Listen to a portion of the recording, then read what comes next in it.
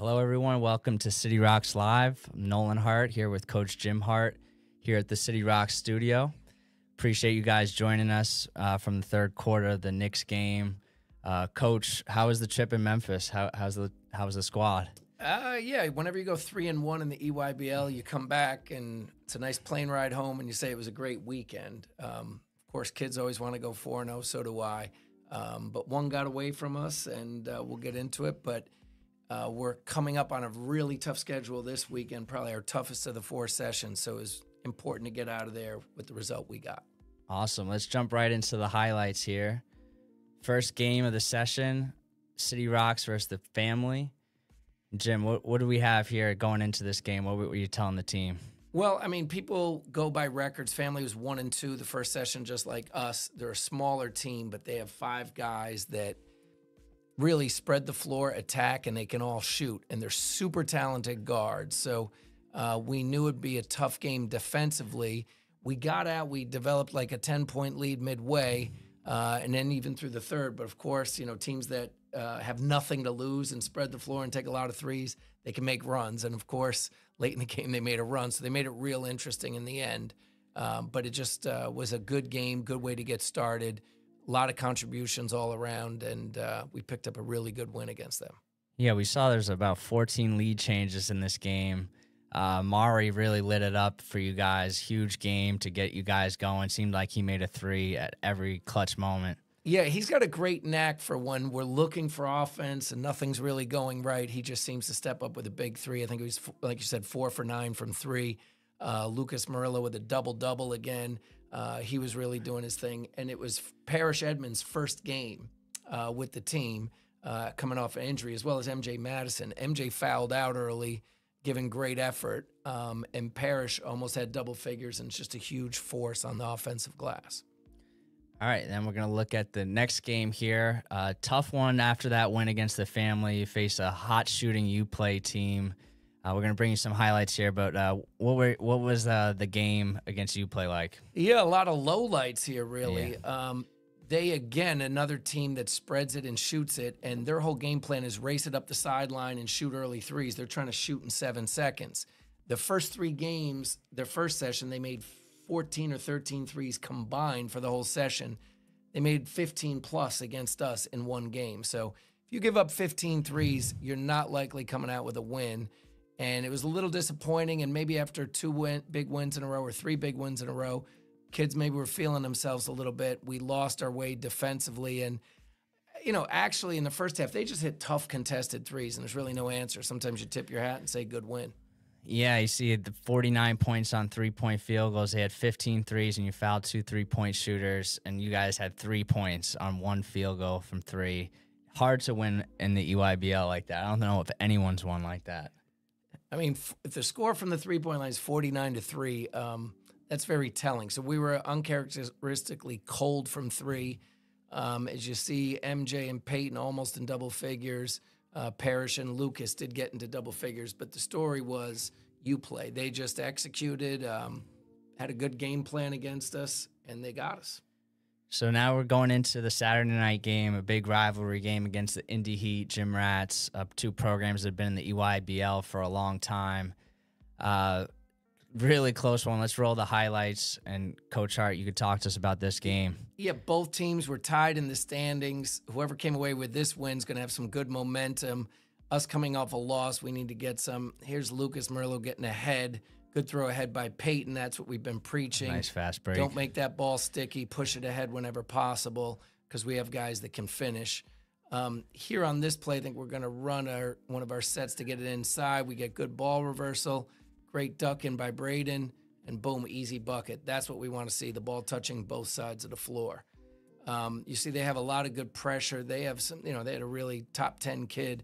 Here, Payday just gets into it. He's been great in the mid-range all year, and boom, nice shot from Payday there. Payday had a tough defensive assignment guarding Marcus Johnson, who had a great game, but Payday locked him up in the end. This one we see Morillo throwing it ahead to Mari for a big 3, breaking a tie score. And let's see that defensive stop here by Payday in the group. Great team defense to stop Marcus Johnson here. Fighting through everything. Just Payday just wouldn't be denied. We forced the no shot, really. So ideally, if you can end the game with no shot, that's the best scenario you could possibly want. So, yeah, 68-67. Look at the box score. Peyton Miller and Amari Wooten again led the way with 14. Payday with a tough game, 11 points, 6 boards, 2 steals. And Morillo always stuffing the stat sheet. And Big Braden Jones, again, with a near double-double. Yeah, getting 4 guys into double figures. See, EYBL, people got to remember, you have 10 guys on your team that are scholarship guys. There's only 32 minutes to give out. Sometimes it's going to be your day. Sometimes it's going to be someone else's day. And you just got to be ready when your number's called. And it might be a game, the best games and the best teams that have won this league, you see 4 guys averaging somewhere between 9 and 15 points a game. Not many of those 20-point-a-game scoring guys have winning teams. And how is, as we look to see the next game, the final game of the session versus Team United, you talk about getting guys going, and Makai White certainly had it rolling in this one. Well, this is great because, we were preaching that to Makai. You never know when your opportunity comes. And I said, just make your plus-minus be a plus. If you go in there in the first quarter, which he usually does, here he is coming in, 4 minutes left in the quarter, and we're, I think we're up 1. What happens? Can you get a lead? Well, there's a nice lob by Parrish, so that's something you can't teach. But when Makai got in there, he really just gave us a lift on both sides of the ball. I think he had 14 points in 15 minutes, a bunch of assists, kept the turnovers down, a few steals, and actually had a game-saving block late in the game. So he did it on all sides. He's a freshman. So happy for him because the work he's put in. He stayed patient. He trusted it. And now I think that game under his belt, he's going to be confident and comfortable the rest of the season. Absolutely. As Amari drilled a big one there. And then, yeah, big week for the Rocks. They go to 3-1 on the weekend, 4-3 overall. Before we kind of get into the next upcoming session in Kansas City, quick turnaround, obviously. What was your message to the group leaving Memphis? Get your rest, hydrate. Let's watch some film. We've been sending clips in the group chat all week long. We've got more scouting to do because, you're coming up. We're playing 4 teams with a winning record. So it's, if you already have a winning record, that means you're one of the top 10 teams in the division. You're likely a Peach Jam team. So we are literally playing 4 teams that will make the Peach Jam. So we're going to need our best effort. Makai will be out at USA Basketball, so we'll have 9 players. It'll be next man up mentality. And, I just have a feeling we'll be ready. I think we're starting to know each other. I looked at a lot of the group stats. Some of the places were really good that I thought we'd be good, and there's 1 or 2 that I think are correctable that we're going to work on. Awesome. Yeah, let's take a look at the standings. You mentioned some tough upcoming games. We'll get into those highlights. Started the session at 11th place, and now you're up to 9th. Tied with a bunch of good teams. We see Mokan, Team Why Not, Brad Beal, and Florida Rebels all on the upcoming schedule. So you have a chance to really climb up there and make a name in the upcoming session. Well, when you say, I don't know how they do the 9th alphabetical or plus minus, but I look at it as we're tied for 5th, which is pretty good because Mokan is 4-3. So playing Mokan and Why Not, identical records to us. And then the Rebels at 5-2 and Brad Beal at 5-2. So 2 teams with identical records, 2 teams with better records. And, our very first game is against Team Why Not, and they're the epitome of the EYBL in the sense that ultra-talented players across the board, top-ranked players, and if they have a good night, they can knock off anybody. So you're going to need your best effort, and we'll be ready. All right, before we get into the Why Not, let's take a look at the other half of the standings here in the EYBL. You gave us a good call on Drive Nation last week. They went 4-0 this week after going 0-3. What are you looking on the other side of the EYBL? Have you had a chance to see any of these teams? Yeah, I got to watch a bunch of them. So, Takeover in characteristic fashion just finds ways to win. They've got one of the best plus-minus spreads. Not a typically overwhelming team with size, but they have 2 great scorers that are both amongst league leaders. Ren's had a great city rivalry against PSA Cardinals. They were both 5-0. Faced off, Ren's got them in overtime. Ren's have, I think, statistically the number 1 or 2 defense along with Takeover. So proof that defense wins championships. And then on the offensive side, Team Finals, one of the most, I think they are the most efficient offense. We lost them that championship game at Gym Rat by 2. So they put 81 on us, which no one else has done. So Finals great. And I caught a little bit of the prospects. They're good. That's a tough division, really, right on through. I think all their games are competitive. I haven't seen many blowouts in that division. So that's going to be a tough division. I don't want to worry about them too much till Peach Jam because then they'll mix it all up. So we stay scouting our division. But, yeah, you definitely watch games, and the top 4 in that bracket are pretty deadly. Awesome. Thank you, Coach. Let's talk a little bit about a few of our guys that picked up some offers. Just heard recently we have Morillo, Peyton, and Big Bray picked up a few offers. I want to take a freeze frame and a picture of that because that's what this is all about, right? These are kids who've been working at their craft since they're real young. Can't wait to show what they can do on the EYBL stage. You're playing in a live period. This is the first live period in front of college coaches. So on their high school teams, they might have had some games where they had a decent amount of coaches, but never anything like this where it was wall-to-wall high majors across the board. And these guys stepped up at the right time. So, we saw Lucas pick up offers from Iowa and UCLA, two of the, better programs historically. And, I think they were attracted to his versatility. The UCLA coaches even said he reminded them a little of Jaime Jaquez. Okay. I didn't think of that comparison, but the toughness, the size. Jaime's a Mexican. Lucas is Dominican. He plays international ball. So, just a versatile guy. And then Iowa with the new coaching staff coming over from Drake, some of those characteristics that led them from a D2 national championship to taking Drake beyond anywhere people would have thought. I think they're probably going to bring that same winning attitude to Iowa and, could be a good spot. Either one would be a great fit. So great job for him. Shout out to Kyle Clark Media for the videos here. And we got Big Bray picking up some offers as well. Again, this is one, Bray sent me a nice text after he got those offers. So he played regular high school ball at East Catholic, so he probably didn't have any college coaches coming through there for the most part in his games. So he took the most of his opportunity. MJ coming off an injury. This was his first game, so Bray was still getting very good minutes. And the head coach at Toledo, Todd Kowalczyk, watched his first game. He said, "Who's on this guy?" I told him, he hasn't really been seen yet. And he goes, "Well, you can tell him Toledo's on him, and we'll be calling. We're all over him." And he was courtside every game, called, and the head coach made an offer to him, so that was great. And then Fairfield right in his backyard, which is awesome. City Rock alum, shout out to Matty K, is an assistant coach there at Fairfield. And, another great school in the MAC. And, Bray would be a great fit at either of those. Yeah, let's talk a little bit about Peyton Miller as well. He picked up a couple offers. He's really been blowing up the first couple sessions. Yeah, in spite of me wanting him to put his hair tied up and is flopping around a little there, he's just getting it done regardless. And Peyton is an elite scorer. Definitely, when they say three-level scorer, he definitely, as you can see, hits the three, gets to the rim, finishes. His steals and defense were on display. I think he might have averaged 3 steals for the session, first or second. He was on the all-defense team. And like I said, he's starting to move the ball a little quicker, picking up on the things we want. And it's always an adjustment for a point guard. When you change your coach, every coach wants something different out of their point guard, and I might be totally different. So I could see there's an adjustment period, but he and Mackay have really made that adjustment. So I'm excited about the next 8 games. Awesome. And then let's talk a bit about some of the younger guys. City Rocks and the 15U and 16U, they both had solid weekends, going 2-2 apiece. Who stood out to you? As we can see here, we have Reaves, Proudfoot. Yeah, I didn't get to see the 15 games other than a little bit on my live stream. I'm trying to go back and forth. But Howard Washington's the head coach. Shout out to Howard. He was a player with the City Rocks. I knew he'd be a star in the coaching ranks. I had to twist his arms a lot to get him over here the last 2 years, an assistant on the 17s.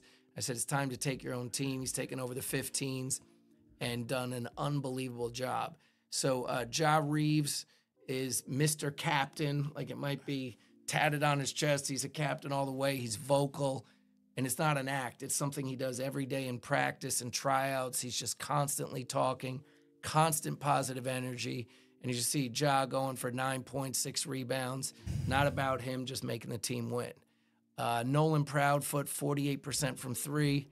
If you watched him shoot on his gun at home, you'd think only 48%. The kid is pretty much automatic if given space. On 13 of 27, I believe. Oh, geez. And I think he had 6 or 7 in the last game, and he scored 100. Game. So, and Nolan's transformed his game from not just being a three-point shooter. I mean, he looks like an action figure out there, really strong, getting to the rim, knows how to use a little bump game and hit that mid-range. So excited for Nolyn. And then Semaj had a great high school season. I don't think he's lost a game in high school in 2 years practically. And you see he led all of them in scoring at about just under 13 and also getting 4 assists. So he's kind of playing the one and doing a great job with it. So a three-headed monster there, and there's a lot of other talent on that team as well.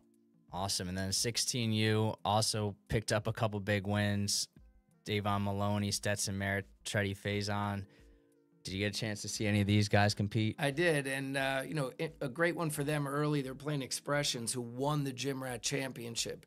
So, that's always a good local rivalry. We go to a lot of the same high schools as their kids. D's going to be going out teammates with some of those guys, and I believe Stet. So they're going to be, seeing those guys all year. So when you play them in EYBL, it's nice to get that win, a little bit of bragging rights for the rest of the season.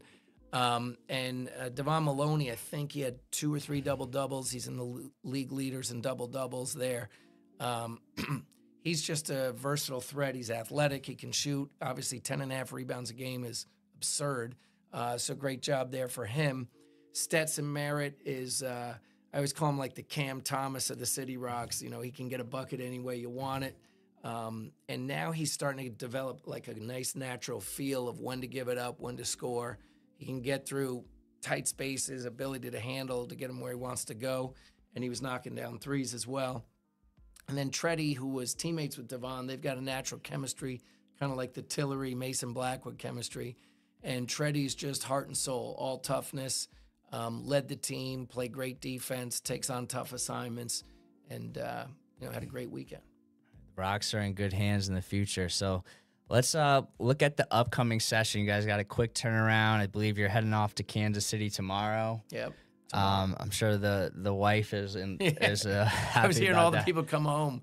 They're getting with flights across the country. Flights have been so messed up. Most people are getting home Monday, flying into different cities and driving. Our younger teams drove, so they're flying this time. But yeah, it's a very quick turnaround. My voice has not even turned around yet. At the end, I heard Howard's voice was gone, so it's like, okay, you guys and Andrew Playtech, you finally know what it's like to be Coach Hart, where at the end of the weekend, and we're probably yelling where kids can't even hear us. But yeah, quick turnaround and tough competition. But players and athletes, they respond almost better to that. They're ready to go. All right, let's roll some highlights from the upcoming games. We see Why Not, Brad Beal, Florida Rebels, Team Why Not. Let's go to the first matchup we have here. Yeah, so Team Why Not, Christian Collins is a top 10 player in the country. They've got Caden Bailey, who shoots the cover off of it, Taj Ariza and Julius Price. So really good team. If you watch them, they've got good size. They got a guy who's leading the league in shot blocking and Gaskin. So here goes Christian Collins, breakaway, easy money for him. Here against the zone. That looks like Collins again, using that length, 2 tip-ins. Got to put a body on him at all times. Absolutely. And this might be Bailey and get a steal. Steal with them is going to lead to transition, early buckets. They can shoot it. When I watch Julian Price, he's only hit like 10 threes, shooting close to 40%, but he reminds me of Walter Clayton. So He's kind of scary because he's shifty, good balance on his shot. I don't know what it is about the LA teams. They always seem to have supreme talent. They look like NBA players, but you guys had a legendary scrimmage last year after the Peach Jam. Jason Crow. Keyshawn and Crow were going back and forth. That thing got up in the 90s. So I don't want this thing to get in the 90s. I want to give them a little East Coast grit. And Absolutely. Take them out that way, yeah. So take a look at your next matchup here against Brad Beal. Oh, yeah. So Brad Beal, Jason Andrews, again, a first-team All-League performer. Here he is, a little step back. Arkansas commit here. Arkansas commit. So Cal tends to only take very talented players, so he's elite on the talent. Brad Beal, one of the better coach teams in the whole EYBL year after year. They're always tough. They're always physical. They got size. They won the 16 under Peach Jam last year, so they were a favorite coming right into this. And like Sheik Pearson, 6'11", they mix their there he is, 6'11", catching a nice easy banger against Team Why Not. And they, for a 5-2 team, I'll go on record. They're the best 5-2 team in the league. I think they're going to finish 1, 2, or 3 in our league. So we'll see how we do against them. Test. But actually, they're probably the team I fear more than any in our league. Interesting. All right, so we'll see how that one goes. So listen Saturday, up, City Rocks. Let's bring it. Saturday afternoon against Team Why Not. Here we go. The Sunday matchup against the Florida Rebels, who have always been up there in the standings year after year. No different this year. Yeah, great baseline out of bounds for a lob there on that first play. They turn sloppy offense on their opponents into run out fast breaks. You see them applying pressure here, 90 feet. Something about the water in Florida. Everyone's athletic down there. But Caden Daughtry was kind of the story. He's a sophomore. I think they may have moved him up from 16s after the first game, but he averaged like 25 this session. He's just a bucket. He can shoot it. Here he is, a little step back, a little floater. So Daughtry was maybe the breakout performer of the week this week. And then Jackson Richardson, whose older brother, Michigan State, about to be a first-round draft choice. Dad was an NBA player, so I guess they got a good gene pool over there. Yeah. So the Rebels are a problem too. Absolutely. Last game here on Monday, Memorial Day Classic here. We got City Rocks versus Mokan at Mokan. This is the second or third year in a row you guys have had to play Mokan in Kansas City. Yeah. Why are we getting them in Kansas City? I hope they don't have Kansas City refs, but that's not usually like that. Last year, we beat them in an ugly kind of a slugfest. The year before, I think they were undefeated and we beat them. But Mokan, people will say they're 1, 2, or 3 in top coach teams, best programs, elite tier 1 program. Matt Souther is a beast at doing this. They're always well coached. They've won 2 Peach Jam championships, so might be one of them and Takeover, probably the 2 winningest teams over the last 5 years. And Jaden Maltonati, Trent Perry, who was on Drive Nation first session, he was our biggest circle on the scouting report. Now we got to see him again. So he hates us. He's going to want to beat us. Keontae Graybear and Tristan Reed, a big man. So they've got size. They rebound. And I haven't done as much scouting on them yet because they're our last opponent. But, they switch defenses a lot as well. So, man, I don't like reviewing this. This looks like a tough weekend. Looks like a tough upcoming week. It does look like a tough weekend. But you know what? If you go back in all City Rock years, we may lay an egg occasionally against a bad team, but I think our DNA is when we play one of the top teams in the league, we step up. So this is one of those weekends I'm most excited about. It's a challenge for me to coach against these great programs, and I think our kids get up for those games. Awesome. We'll remind you that if the games are on NBA app, we'll have it there, but check us out on City Rocks Live this weekend. We have a full slate of games. Enjoy the Memorial Day weekend and have a wonderful